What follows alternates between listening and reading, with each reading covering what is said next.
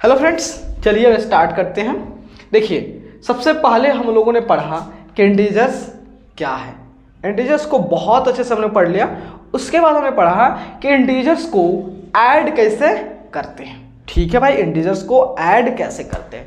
तो इंटीजर्स को ऐड करना भी हम लोगों ने सीख चुके हैं, लेकिन हम लोग को अब जानते हैं क्या सीखना है। अब हम लोग को सीखना है कि इंटीजर को ऐड करने को और तरीका को जो है आसान कैसे बनाए। मतलब कहने का मतलब है, जब भी हम इंटीजर्स को ऐड करते हैं तो उसको कैसे करें कि चुटकियों में उसे ऐड कर ले, या जो है जो हमारा ऐड करने का जो जोड़ने का जो प्रोसेस है उसको थोड़ा आसान बनाया जाए। इसलिए हम लोग क्या पढ़ना है, हम लोग को कि इंटीजर के ऐड करने का प्रॉपर्टीज पढ़ना है, उसके गुण पढ़ना है जो कि हमारे इंटीजर को ऐड करने को आसान बना दे। तो चलिए, पहला प्रॉपर्टीज जो है आपका क्लोजर प्रॉपर्टी। तो क्लोजर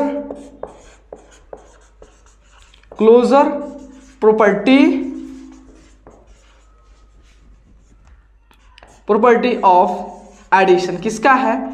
एडिशन का। Closure property of addition. ठीक है, क्लोजर प्रॉपर्टी क्या कहता है कि भाई आप दो इंटीजर लो या दो से ज्यादा कितनों भी इंटीजर लो, अगर आप उसको ऐड करते हो, उसको जोड़ते हो, तो उसकी जो सम आएगा, जो उसका रिजल्ट आएगा, हमेशा इंटीजर ही आएगा। तो बताओ, आप लोगों के मन में ये हमेशा ख्याल रहता होगा कि अगर हम इंटीजर को इंटीजर से ही ऐड करें, इंटीजर को इंटीजर में ही ऐड कराएं, तो उसकी रिजल्ट इंटीजर आएगा या नहीं आएगा। लेकिन जो है उसकी प्रॉपर्टीज जो है ये हमको बता देता है, ये जो प्रॉब्लम है, दुविधा जो है, उसको क्या कर दे रहा है? दूर कर दे रहा है कि इंटीजर्स को अगर आप इंटीजर में ऐड करोगे, डेफिनेटली जो है उसकी सम जो है इंटीजर ही आएगा। तो कहने का मतलब जो है आपका integer plus integer equal to integer. देखो, ये बात नहीं कि केवल दो ही इंटीजर को ऐड करोगे तो आपका उसका सम इंटीजर आएगा। आप दुनिया में जितना भी इंटीजर घुसेड़ दो, सबको ऐड करो, उसका सम जो है हमेशा क्या आएगा? इंटीजर ही आएगा। तो चलिए एग्जांपल से समझते हैं। जैसे हमारा जो है एक 10 है, दूसरा 15 है। चलिए, अब जानते हो 10 एंड 15 जो है दोनों क्या है? इंटीजर है। तो 10 प्लस 15 क्या आ गया?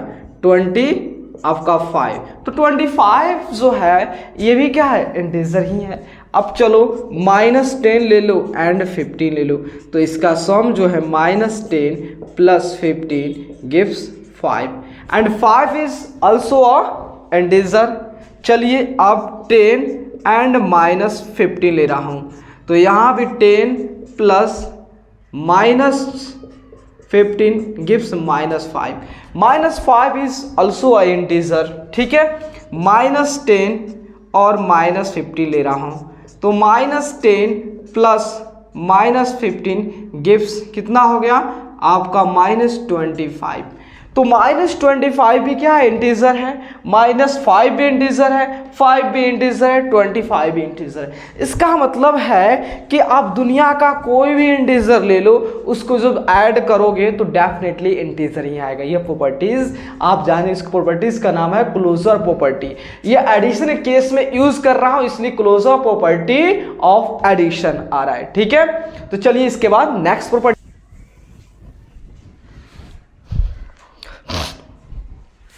चलिए, सेकंड जो प्रॉपर्टी है हमारा वह है कॉम्यूटेटिव लॉ कहिए या प्रॉपर्टी कहिए ऑफ किसका? एडिशन केस में पढ़ा था इसलिए लिख रहा हूं एडिशन।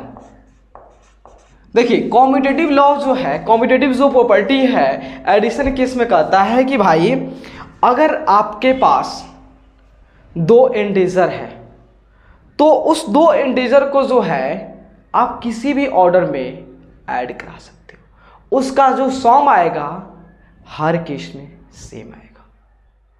हमने क्या बोला? तो देखो, सपोज दैट अपन के पास एक इंटीजर ए है और दूसरा इंटीजर बी है। ठीक है, तो आपके मन में ख्याल आता है कि अगर हम ए में बी को ऐड कराए तो, या जो है बी में जो है अब ए को ऐड कराया। पहले हमने क्या किया, ए में बी को ऐड कराया, अब फिर मेरे माइंड में जो है ये ख्याल है चलो भाई बी में ए को ऐड कराते हैं। क्या दोनों केस में जो है अपन का रिजल्ट जो है वह सेम आएगा या नहीं आएगा? तो चलिए प्रॉपर्टी से जानते हैं कि भाई रिजल्ट सेम ही आएगा, लेकिन एग्जाम्पल की हेल्प से हम इसे प्रूव भी कर लेंगे, सेटिस्फाई भी हो जाएंगे। चलिए, तो जैसे हम लेता हूँ एक 10 लेता हूँ और दूसरा, और ये मान लेते a इक्वल टू 10 और b इक्वल टू जो होता है 15 ले लिया।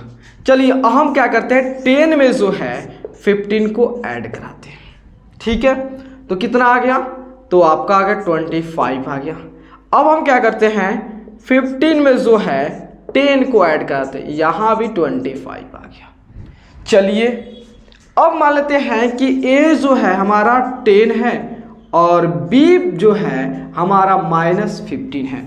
यहाँ पे हमने दोनों प्लस लिया है, दोनों माइनस ले रहा, तो देख रहा हूँ, तो -10 प्लस -15, तो यहाँ पे -25 आ गया।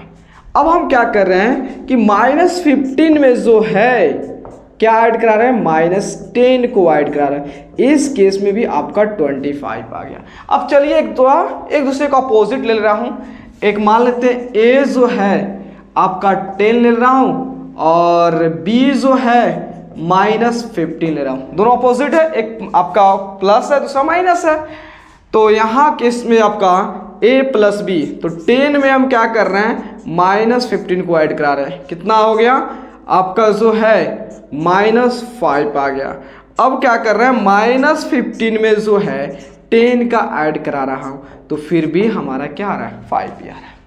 देखिए इतना सारा एग्जाम्पल्स के लिए करने के बाद जो है अब हमको ये फील हो जाता है कि भाई कि अगर अपन के पास 2 इंटीजर है और उसे ऐड करना है, तो हम सोचेंगे नहीं किसके साथ कराएं कि हमारा जो आंसर जो है सही आए। तो आप क्या करोगे, अगर आपको 2 इंटीजर ऐड करना हो तो आप स्वतंत्र हो, किसी को किसी में ऐड करा सकते हो। हर केस में आपका रिजल्ट जो है सेम आएगा। तो इसका मतलब a प्लस बी जो है इक्वल है b प्लस a के। तो एसोसिएटिव कॉम्यूटेटिव लॉ क्या कहता है, कॉम्यूटेटिव प्रॉपर्टी क्या कहता है? तो कॉम्यूटेटिव प्रॉपर्टी कहता है कि भैया अगर अपन के पास 2 इंटीजर है तो आप पूरी तरह से स्वतंत्र हो किसी को किसी में ऐड कराने के लिए। हर केस में आपका रिजल्ट जो आएगा सेम आएगा। चलिए ये भी वो प्रॉपर्टी जो कि है, इसका मान लीजिए इसका एक्सटेंडेड फॉर्म है। ठीक है, एसोसिएटिव लॉ का ही है या प्रॉपर्टी। किस केस में पढ़ रहा हूं, एडिशन केस में। ठीक है, तो भैया ये प्रॉपर्टी क्या कहता है, हमने बोला कि ये एसोसिएटिव जो प्रॉपर्टी है या एसोसिएटिव जो लॉ है यह आपका कॉम्यूटेटिव प्रॉपर्टी का एक्सपांडेड फॉर्म है। मतलब कहने का मतलब है, या पहले जो हमने पढ़ा था कॉम्यूटेटिव लॉ के केस में कि अगर अपन के पास जो है 2 इंटीजर होता है तो हम पूरी तरह से स्वतंत्र हैं किसी को किसी में ऐड कराने के लिए।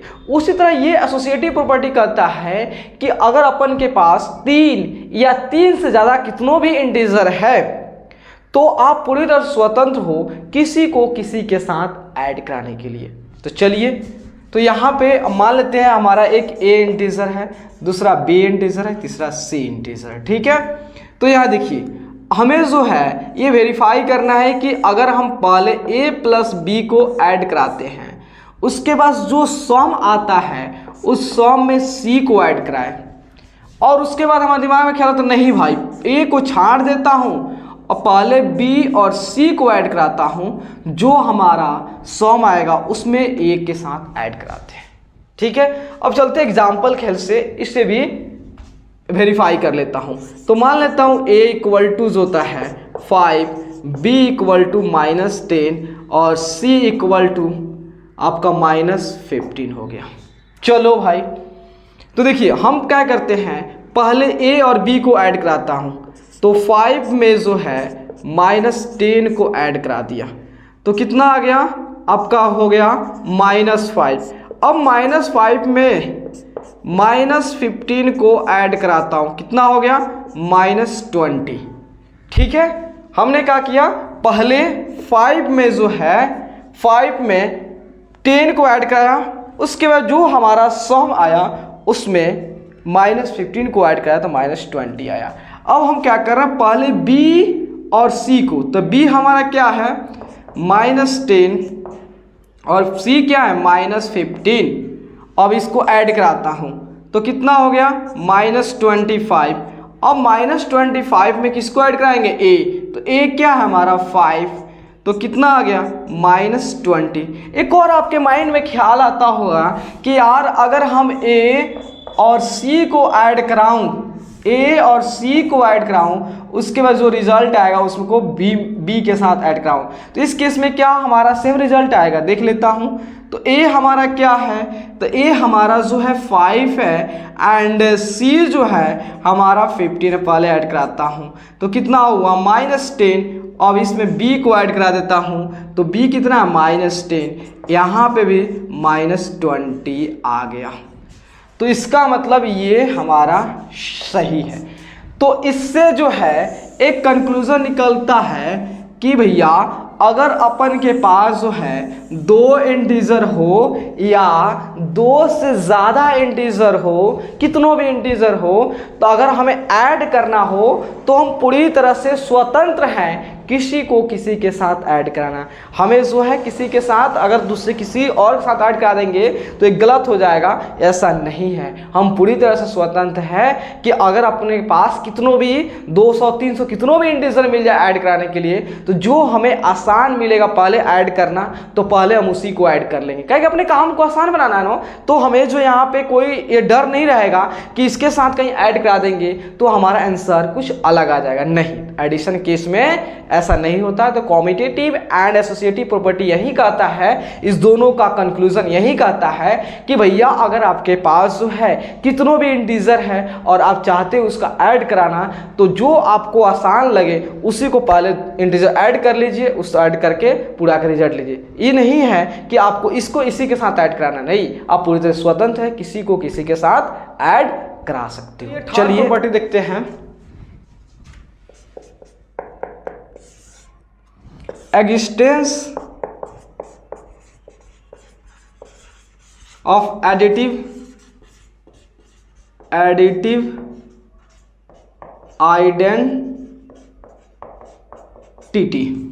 यहाँ देखिए ये प्रॉपर्टी क्या कहता है, तो ये प्रॉपर्टी ये कहता है हमें कि अगर अपन के पास एक जीरो इंटीजर है, ठीक है, क्या है समझिएगा, सुनिएगा, अपन के पास क्या है, एक जीरो इंटीजर है और उस जीरो इंटीजर में आप दुनिया का कोई भी इंटीजर ले लो और जब उस जीरो के साथ जो है किसी भी ऑर्डर में ऐड कराओ, हर केस में आपका रिजल्ट जो है वही इंटीजर आ जाएगा।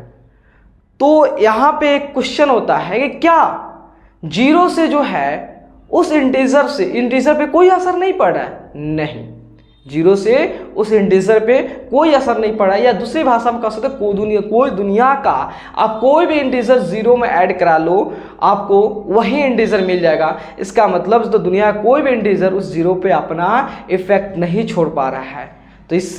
तो इसलिए कहा जाता है जीरो को एडिटिव आइडेंटिटी, क्योंकि आइडेंटिटी है लेकिन किस केस में आइडेंटिटी है जीरो, एडिशन केस में, इसलिए इसे कहा जाता है एडिटिव आइडेंटिटी। उस तरह आइडेंटिटी प्रॉपर्टीज होता है जब आप मल्टीप्लिकेशन केस में जाओगे तो वहां पे आपका जो होता है वन जो है मल्टीप्लिकेटिव आइडेंटिटी, क्योंकि वह आइडेंटिटी है किस केस में, मल्टीप्लाई केस में, इसलिए उसको वन को मल्टीप्लिकेटिव आइडेंटिटी कहा जाता है। लेकिन एडिशन केस में पढ़ रहा हूं तो जीरो जो है जीरो पे कोई अपना प्रभाव छोड़ ही नहीं पा रहा है, इसलिए जीरो जो है एडिशन केस में जो होता है क्या आइडेंटिटी का रोल निभा रहा है, इसलिए इसको कहते हैं आपका एडिटिव आइडेंटिटी। ठीक है, तो चलिए जैसे हमारा एक जीरो इंटीजर है और एक दुनिया का कोई भी इंटीजर ले लो जिसको हम ए से रिप्रेजेंट कर रहे हैं, ठीक है, एक जीरो ले लो और दुनिया का कोई भी इंटीजर ले लो, या आप चाहते हो 0 में a को ऐड कराना या a में 0 को ऐड कराना, हर केस में आपका रिजल्ट 0 ही आएगा। हर केस में आपका रिजल्ट 0 ही आएगा। ठीक है, तो इसलिए 0 क्या कहा जाता है? तो 0 कहा जाता है एडिशन केस में एडिटिव आइडेंटिटी कहा जाता है। आइडेंटिटी कहा जाता है, 0 को एडिटिव आइडेंटिटी कहा जाता है। यह आपको क्वेश्चन आ सकता है। ठीक है, तो यहाँ देखिए, जैसे हमने ले रहा हूँ a = 10, तो 0 + 10 या जो है 10 + 0, हर केस में आपका क्या आएगा? 10 आएगा। या a ले सकते हो -10, तो -10 + 0 या होता है 0 + -10, हर केस में आपका जो रिजल्ट आएगा -10 ही आएगा। तो इससे ये हमारा वेरीफाई हो जाता है कि जब भी हम 0 में किसी भी इंटीजर को ऐड कराएंगे तो हमें वही इंटीजर मिल जाएगा। तो चलिए, अपना 5 नंबर है, ये क्या है? एग्जिस्टेंस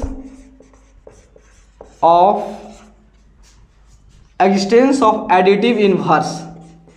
एडिटिव इन्वर्स मतलब इन्वर्स प्रॉपर्टी। एडिशन केस में पढ़ रहा हूँ इसलिए एडिटिव इन्वर्स, जब मल्टीप्लाई केस में पढ़ूंगा तो मल्टीप्लिकेटिव इन्वर्स। ये बात रखिएगा ध्यान।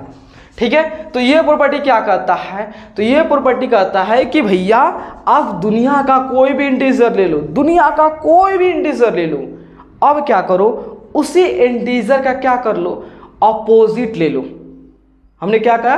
दुनिया का कोई भी इंटीजर ले लो और जस्ट उस इंटीजर का एक अपोजिट, उसी इंटीजर का अपोजिट ले लो और उस दोनों इंटीजर को आप किसी भी ऑर्डर में ऐड करके देखो, हर केस में आपका रिजल्ट जो है 0 आएगा, क्योंकि दोनों इंटीजर और उसकी अपोजिट जो है दोनों कट पीट के मर मिट के 0 देगा। हर केस में क्या देगा? 0 देगा। ठीक है, जैसे आप a कोई भी इंटीजर ले लो और इसका आपका अपोजिट जो होगा, अपोजिट क्या होता है? -a, या -a ले लो, इसका अपोजिट क्या हो जाएगा? तो a होगा। ठीक है, तो आप a में जो है -a के साथ ऐड कराइए या -a में जो है a का ऐड कराइए, हर केस में रिजल्ट 0 ही आएगा। तो ये हमारा कौन सी प्रॉपर्टी है? एडिटिव इन्वर्स प्रॉपर्टी है। ठीक है, कि आप दुनिया का कोई भी इंटीजर ले लो, अब उस इंटीजर का अपोजिट ले लो, उसको किसी भी ऑर्डर में ऐड कराओगे तो उसकी रिजल्ट जो है हमेशा क्या आएगा? 0 आएगा। तो यहाँ देखिए, तो हम कह सकते हैं कि a और -a एक दूसरे क्या है? अपोजिट है। a का अपोजिट क्या होगा? -a का अपोजिट क्या होगा? a होगा। तो कह सकते हैं कि दोनों एक दूसरे क्या है? एडिटिव इन्वर्स हैं। अगर जब भी आपको एडिटिव इन्वर्स निकालना हो तो क्या करोगे? अगर आपको प्लस में दिया है बस उसमें क्या करें? माइनस लगा दोगे। अगर माइनस में दिया है तो माइनस को हटा दोगे, माइनस से प्लस, प्लस से माइनस, यही एडिटिव इन्वर्स है। ठीक है, तो देखिए, तो ये एक दूसरे क्या है? ये आपका एडिटिव इन्वर्स है, दोनों एक दूसरे के एडिटिव इन्वर्स है, एक दूसरे के एडिटिव इन्वर्स है। ठीक है, तो इसको चेक कैसे करेंगे? एडिटिव इन्वर्स है भाई, इसको चेक करना क्या है? इस दोनों को ऐड करिए, a और -a ऐड करिए, देखिए उसका रिजल्ट जो है 0 आएगा। तो चलिए, तो हम क्या कर रहे थे? a जो है कितना ले लो? 4, तो इसका अपोजिट क्या हो जाएगा? इसका अपोजिट जो हो जाएगा आपका -4 हो जाएगा, होगा ना इसका अपोजिट। तो 4 + -4 0, -4 + 4 0 आ गया। आप कहोगे भैया 0 तो भी इंटीजर है, 0 भी क्या है? हमारा इंटीजर है। कहोगे ना भाई, आप कहोगे ना कि 0 भी इंटीजर है, तो इसका एडिटिव इन्वर्स क्या होगा? तो इसका एडिटिव इन्वर्स जो है आपका 0 ही होगा। क्योंकि जब आप प्रॉपर्टी को यहाँ पढ़ोगे, कह रहा है कि आप वो इंटीजर ले लो और उसका अपोजिट ले लो, तो अगर उस इंटीजर और उसके अपोजिट का सम 0 आ रहा है, इसका मतलब दोनों जो है क्या होंगे? हमारा एक दूसरे एडिटिव इन्वर्स होंगे। तो 0 का अपोजिट क्या होगा? 0, तो इसको ऐड कीजिए, 0 + 0 गिव्स 0। आ रहा है कि नहीं? तो जीरो का एडिटिव इनवर्स क्या होगा? जीरो ही होगा। इतना बात ये ध्यान रखिएगा कि जीरो का एडिटिव इनवर्स जीरो ही होता है। अगर आप यहाँ पे a के वैल्यू -4 लेते हो तो इसका अपोजिट क्या हो जाएगा? 4। तो -4 + 4 0 या 4 + -4 ये भी 0 आएगा। ठीक है, तो एडिटिव इनवर्स प्रॉपर्टी क्या कहता है कि आप कोई भी इंटीजर लो और उसका अपोजिट ले लो। जब उस दोनों इंटीजर को आप जो है ऐड करोगे तो उसकी रिजल्ट जो है, उसका सम जो है हमेशा 0 आएगा। इसका मतलब इस दोनों जो है कट पीट के एक दूसरे में मर जा रहे हैं और रिजल्ट जो है 0 दे रहा है, कुछ नहीं मिल रहा है, इससे कोई हमें हासिल नहीं हो रहा है। रिजल्ट क्या होता है? 0 आ जा रहा है, कोई हासिल नहीं हो रहा है। इसलिए कहा जाता है कि दोनों जो है मंद बुद्धि के हैं कि दोनों अपने आप में कट पीट के मर मिट जा रहे हैं। तो इसलिए कहा कि भाई दोनों का दिमाग तो संतुलन ठीक नहीं है, तो इसलिए कहा है दोनों जो है एक दूसरे क्या है? एडिटिव इनवर्स है। तो चलिए, तो अगर आपको वीडियो अच्छा लग रहा है तो भाई चैनल को लाइक, सब्सक्राइब, और चाहते हो जैसे मैं आपको फ्री ऑफ कॉस्ट यहाँ पे हेल्प कर रहा हूँ तो आप भी जो होता इतना आप भागीदारी बनना चाहते हो हेल्प करने का, तो आप भी क्या करो, वीडियो को शेयर कर दो। आपका भी जितना मेरा क्रेडिट मिलेगा उतना ही आपका भी मिलेगा। तब तक के लिए